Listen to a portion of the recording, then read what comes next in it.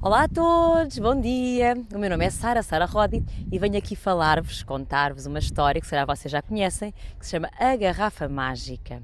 Então isto conta a história de um menino assim como vocês, que se chamava Abel e ele gostava muito de vir para a praia. Aliás, a sua avó trazia-o todos os dias, aqui é mais ou menos assim uma praia como esta, porque a sua avó gostava de pescar, e então o Abel vinha, mas ele gostava de ficar assim a ouvir música, gostava de andar a fazer o seu skate, mas há um dia que alguma coisa no mar lhe chamou a atenção, e foi mais ou menos assim uma garrafa como esta, que tinha um papel lá dentro.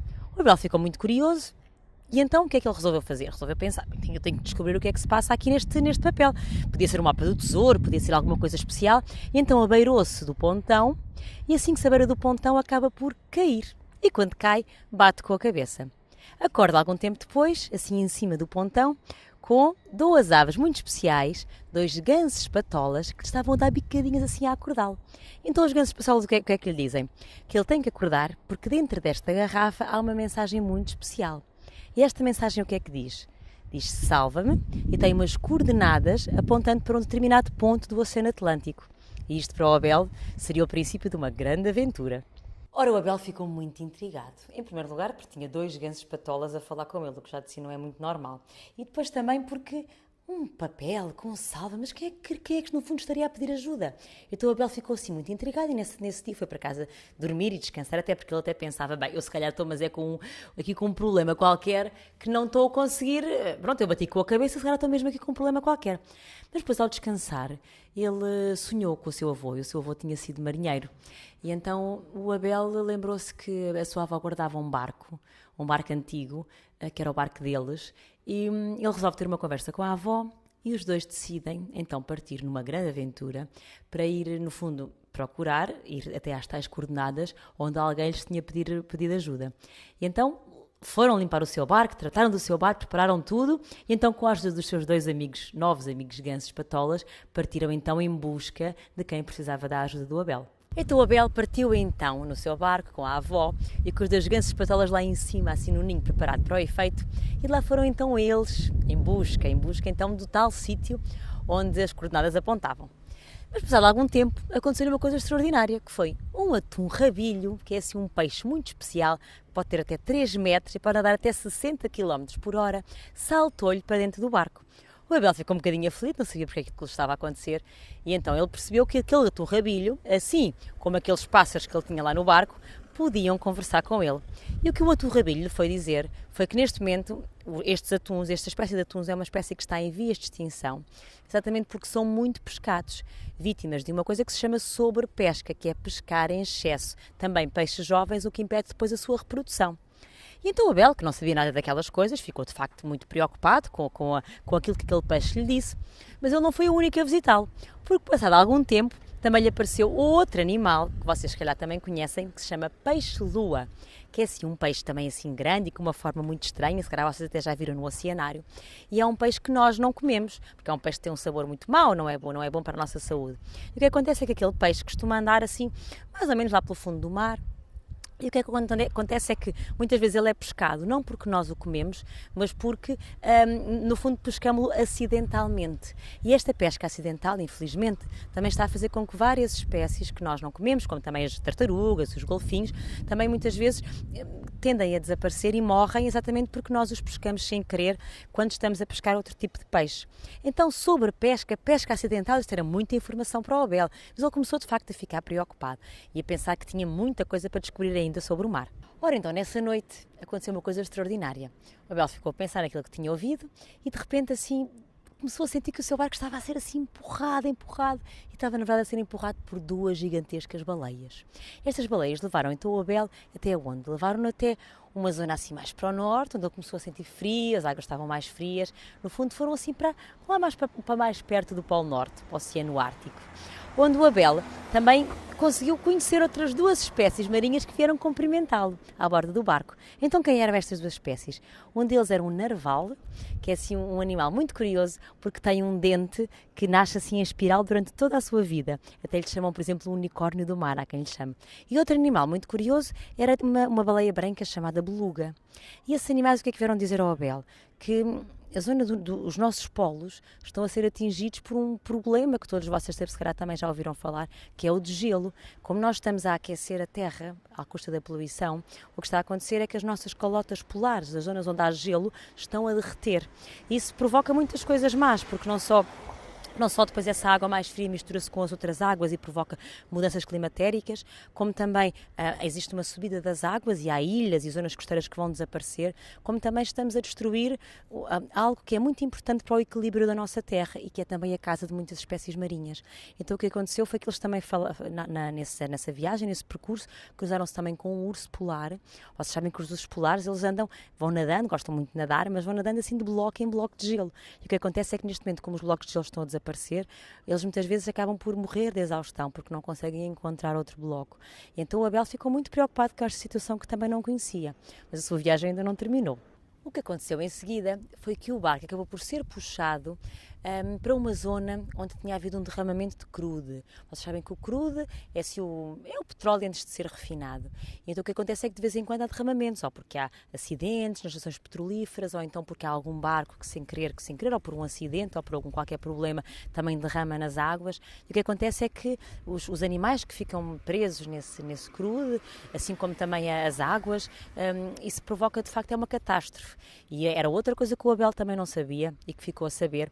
E tudo isto lhe foi contado por uma pescada, vejam lá vocês, a pescada que nós às vezes até habitualmente costumamos comer, e esta pescada foi ela que lhe contou e que disse que de facto há muitos animais que são vítimas disto que está a acontecer e que somos nós os humanos que muitas vezes provocamos essas catástrofes.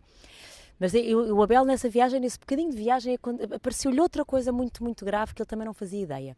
Se calhar vocês também não sabem, vocês sabem que nos nossos oceanos nós temos verdadeiras ilhas de lixo. É verdade. Todo o lixo que nós deitamos ao mar, ou que deixamos, por exemplo, na praia, ou nas costas, e que vai parar também ao mar pelos ventos e pelas marés, ou então, por exemplo, que nós deitamos nos rios, vocês sabem que depois os rios vão ter ao mar, todo esse lixo acaba por ficar concentrado e depois o lixo demora muito a desaparecer, como vocês sabem.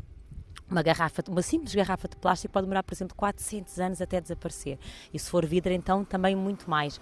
E o que acontece é que todo esse lixo começa a ficar concentrado, por força também das marés, e então o que acontece é que depois esse lixo fica concentrado em determinadas zonas, onde neste momento há verdadeiras ilhas de lixo, mas estamos a falar de ilhas com muitas centenas de quilómetros.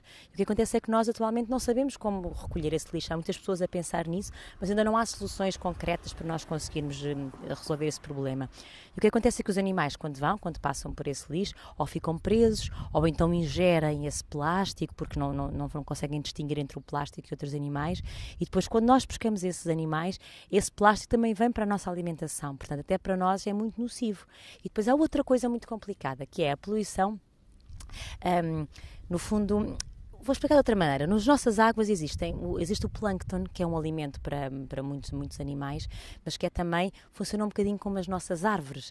Nós normalmente costumamos pensar que quem produz oxigênio na Terra são as nossas árvores, porque captam o dióxido de carbono e depois libertam o oxigênio que todos nós precisamos para respirar. Mas também esse plâncton é esse o trabalho que faz também nos nossos oceanos. Aliás, os oceanos são os grandes produtores de oxigênio do nosso planeta. E então, o que é que acontece? Esse plâncton faz a mesma coisa, também capta o dióxido de carbono e liberta o oxigênio. Mas o que acontece? É muito sensível, muito, muito sensível à poluição. Então, nós com aquilo tudo que estamos a fazer ao mar, o que estamos a fazer é que, de facto, a capacidade de produção do oxigênio também está a diminuir. E, portanto, isso é mau não só para as espécies marinhas, como para o equilíbrio da Terra, como também para a nossa sobrevivência, nós humanos. Mas a viagem do Abel ainda não tinha terminado. Ele ainda iria conhecer também uma pessoa muito especial, um senhor chamado David, que é na verdade uma homenagem a David Rockefeller, que é o fundador também da Sailors for the Sea. E então este senhor, deixou-lhe uma mensagem muito especial. Ele tinha conhecido o seu avô em tempos e era um senhor muito ligado ao mar. E então ele, no fundo, foi ele o grande responsável por estas garrafas mágicas. E o Abel apanhou uma dessas garrafas que a partir daí lhe dava uma missão. E essa missão era ser guardião dos mares. Com tudo aquilo que ele tinha aprendido, ele tinha então agora a grande responsabilidade de desafiar todas as crianças à sua volta para que aprendessem e para que, no fundo, investigassem e soubessem tudo aquilo que pudessem sobre o mar e depois também que, no seu dia-a-dia, em cada gesto, em cada palavra, tivessem também esta grande missão de proteger os nossos oceanos. E, portanto, este é o desafio que nós, Sailors for the Sea Portugal, vos queremos deixar. É que cada um de vocês seja o guardião dos mares. Eu tenho aqui o cartaz, eu já sou guardiã dos mares, Assim, todos os meus colegas também já são.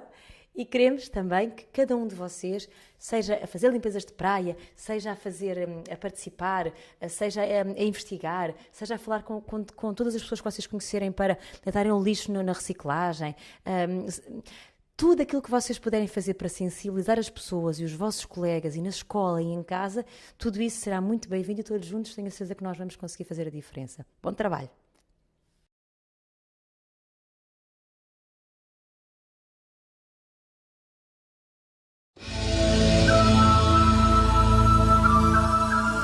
Vida. A vida começou nos oceanos.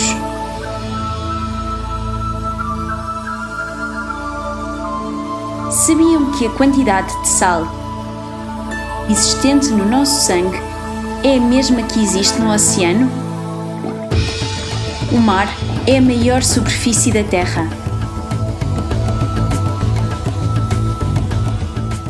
Ocupa 70% do planeta Terra.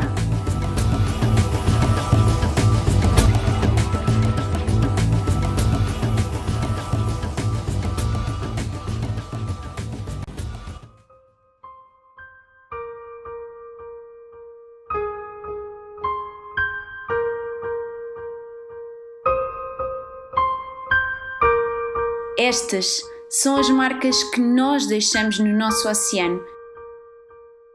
Cada vez que por preguiça ou por falta de atenção fazemos com que o nosso lixo vá para o chão, para a praia ou para a areia. Sacos, tampas de garrafas, tudo isto são marcas que nós deixamos neste planeta, que é o nosso.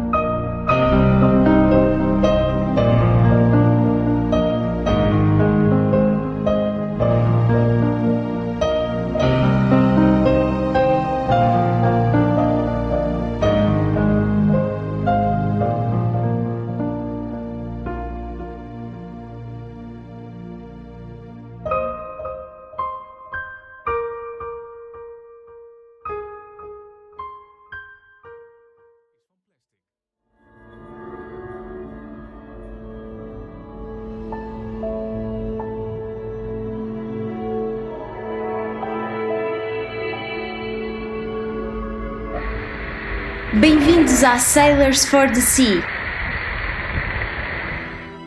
Acreditamos que cada um de nós pode fazer a diferença com simples comportamentos. As nossas regatas salvaram 10.804 garrafas de plástico. Estas garrafas equivalem a 4 barris de óleo.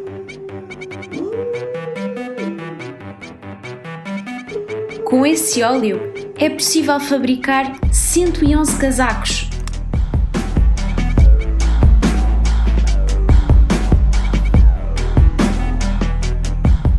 E o plástico dessas mesmas garrafas é suficiente para 28,4 horas de uma regata.